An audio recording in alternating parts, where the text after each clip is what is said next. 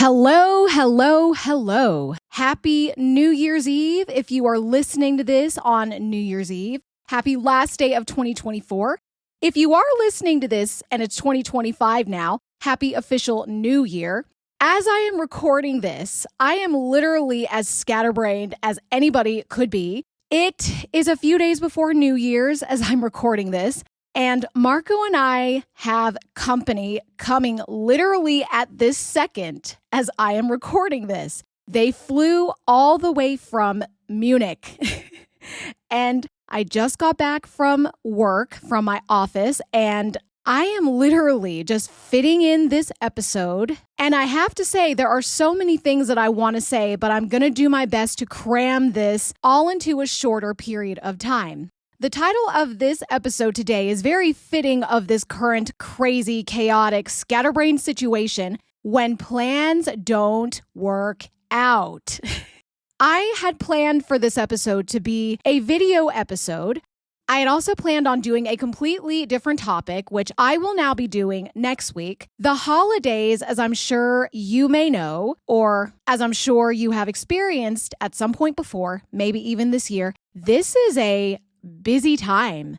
This time of the year really slapped me in the face harder and faster than I really could have anticipated. And I did not, frankly, do a good job with my planning. I woke up on Christmas Day and I have to say, I was burned out.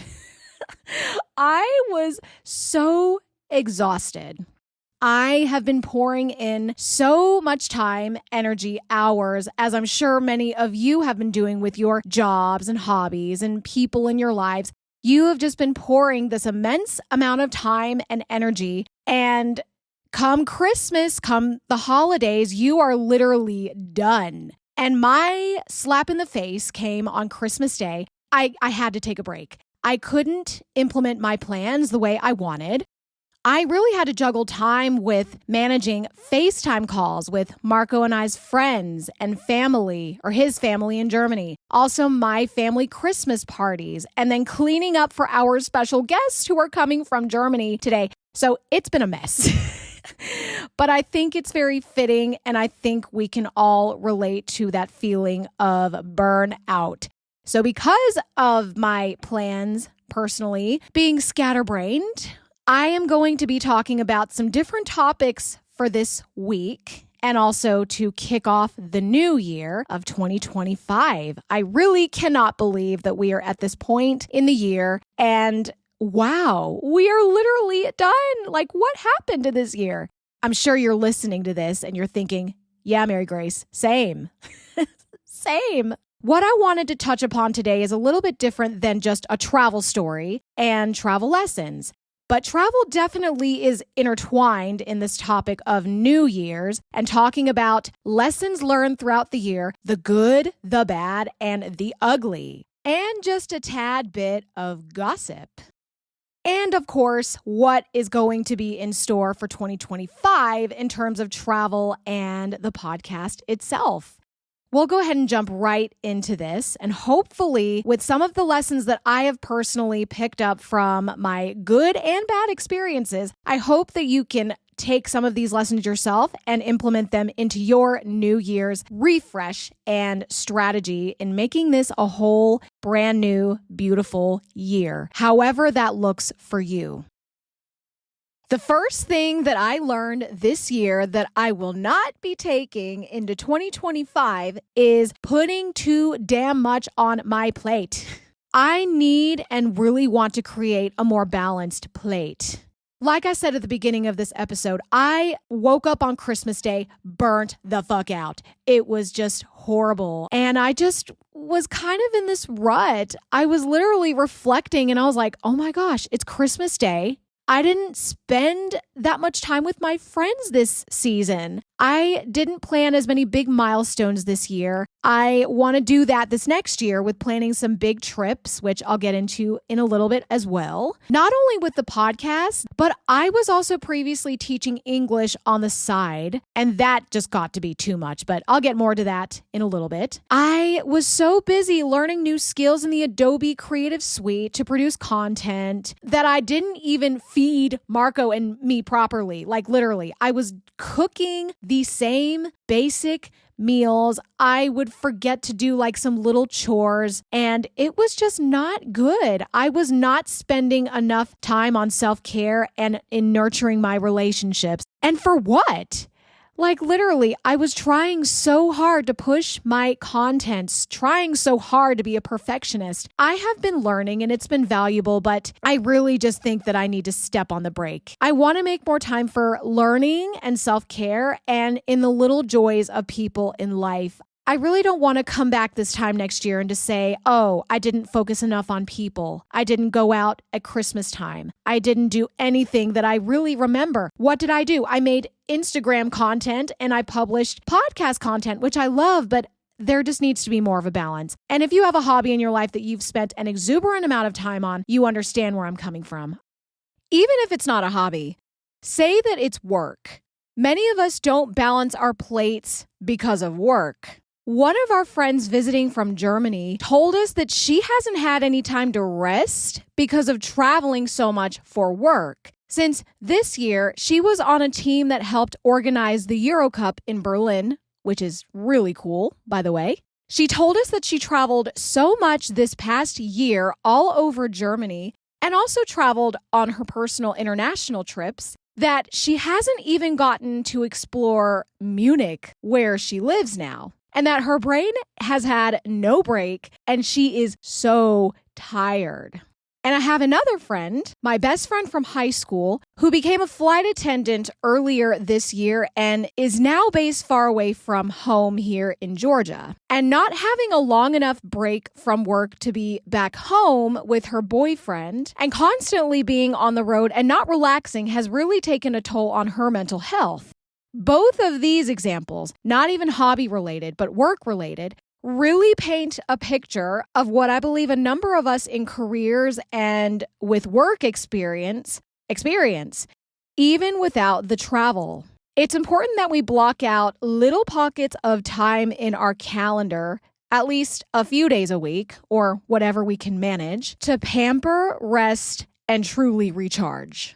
So, take more time for yourself the next year in little ways, like planning a weekly or biweekly meetup with a certain friend for coffee or dinner, a weekly date night, planning a monthly weekend day trip, or even a weekend trip in general, or even planning a virtual monthly FaceTime call with a drink, like Marco and I will plan on doing in 2025 with our good friend Jason in Nova Scotia, Canada.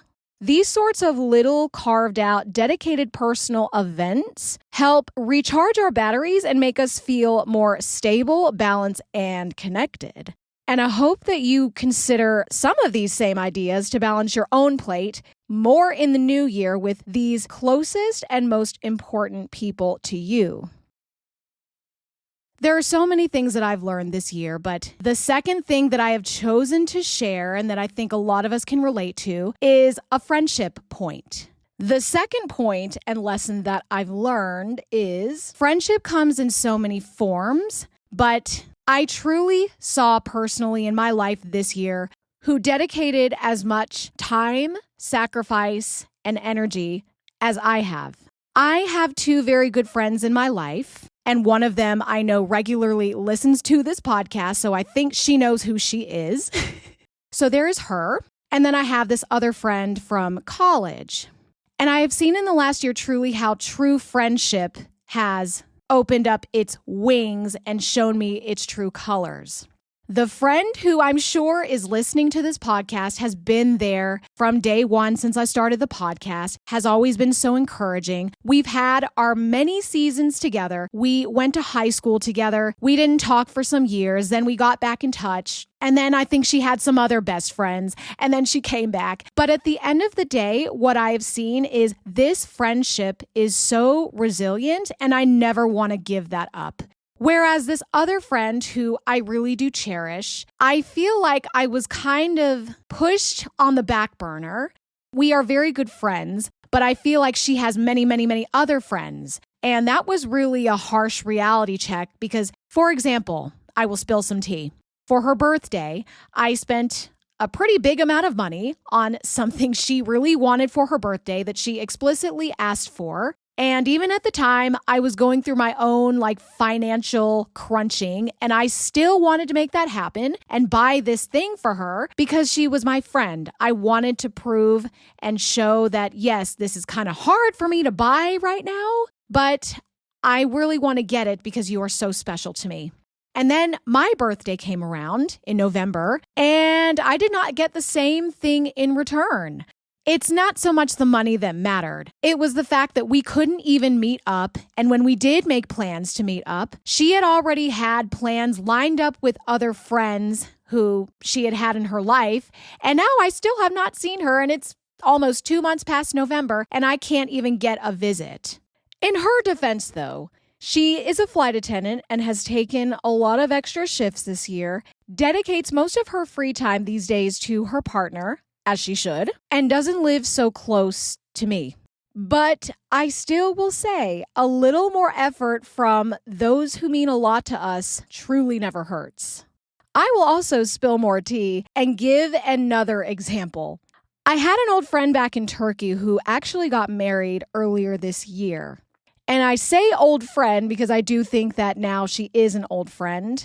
We don't talk anymore. Because I could not attend her wedding, she stopped talking to me. And I think that this is ridiculous. I truly was not able in my circumstances to attend her wedding, and she has held it against me ever since. True friends, as we know, do not do that. As we get older, friendship dynamics and priorities change. But that we should dedicate more time in the new year investing in and nurturing the friendships that continue to serve us as we serve them. Maybe have more virtual calls with these friends or get them some little spontaneous gifts of kindness and surprise. I don't know, like a box of chocolates or a card or whatever. And just practice more acts of gratitude. Or if they're farther away, like some of my friends are, go and even visit them on a long weekend or plan a long weekend trip together elsewhere. Keeping our friendships strong, in turn, keep us strong. I see where my attention is going to be dumped more into in the new year, and I hope you do that too with your friendships. This next point has to do with travel. So after Marco and I traveled to Colombia with his friends, his friend group, or some of them at least, I realized and learned truly bigger group traveling is not for me. This is not to say that it was a bad trip. Actually, for the most part, we had very little drama come up. But there was one person in the group who really, really got under my skin. I won't get too much into that for now, but it just takes one person to ruin a trip and to really dampen the mood. And I have learned that traveling, I think, in a group of higher than 4, again, is just not for me. I was a solo traveler for a number of years. I love traveling even with one other person, even 2 and even 3, if there's a similar compatibility in terms of travel and values. If you have ever traveled in a big group, I think you know where I'm coming from with this. It can be hard to compromise and hard to really enjoy the trip as much as you could if it was a smaller group. Also, my travel priorities and values over time have changed, and I'm honestly more spoiled now that I'm older and make more money than I did in my early 20s. I don't want to stay in hostels. I don't mind splurging. I'm different now. And so I was doing some travel planning also with this same friend from high school who I'm sure is listening right now. And at one point earlier this year, we were originally planning a trip to Colorado. And I remember she mentioned wanting to stay in hostels and really doing this on the cheap. And I love doing stuff on the cheap. I really do. But I do think that if it's a vacation and you don't have a lot of vacation days, I think that you should cherish your time a little bit more and spend a little bit more money. But that's a whole other conversation. Not that big of a deal, but it's just something that I think we all go through also. As we get older, we kind of want more luxury, and that is completely okay. The takeaway here is that even though I've realized bigger group travel isn't for me, I'm so glad that I have at least tried and that I learned from experience. You never know if you don't try.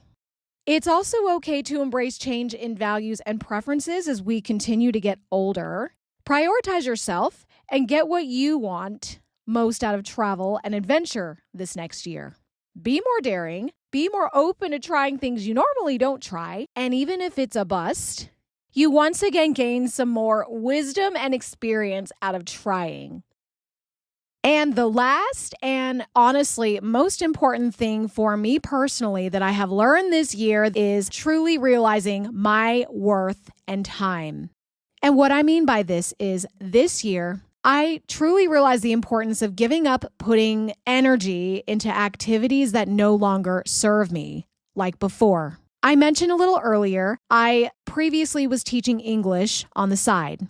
That had been my job actually for 5 years. And this year, I just got to a point where I really evaluated my time and the way I was spending it. I was really not getting the same dopamine and the same benefits with teaching English like I was before. I had no opportunity for a raise on the platform that I was on. I was never going to get a raise. That's not part of the structure of the platform. The taxes are a bitch to file every year. And honestly, over the last couple of years, I have only taken home about $4,000 from doing that. And I have paid $1,500 in taxes. So you can see why this is not worth my time anymore. I really have made great friendships on this platform, and I still have these friends today, but it's not for almost 30-year-old Mary Grace. Just no. I was pouring in so much energy into this and getting very little out of it, and I was over it. My time is more valuable than that. I just decided that if this activity wasn't something that was going to serve me and help me grow and learn, then I wasn't going to continue to do it if I didn't have to. Time is the most valuable asset that we have because we can truly never get it back. You can always get more money. You can always go and do something on the side and you can find a way to get more money in your account, but time does not come in an account. Time is what it is, and that's it. That is all you get. And for me personally, I'm at a point in my life where growth and growth trajectory mean more to me than short-term gains financially. So if you are in a position in your life pouring your energy into cups that are not poured back in return, you really should consider revisiting and prioritizing activities, people, and goals most crucial to your best self and well-being in the new year. You'll only thank yourself later for that.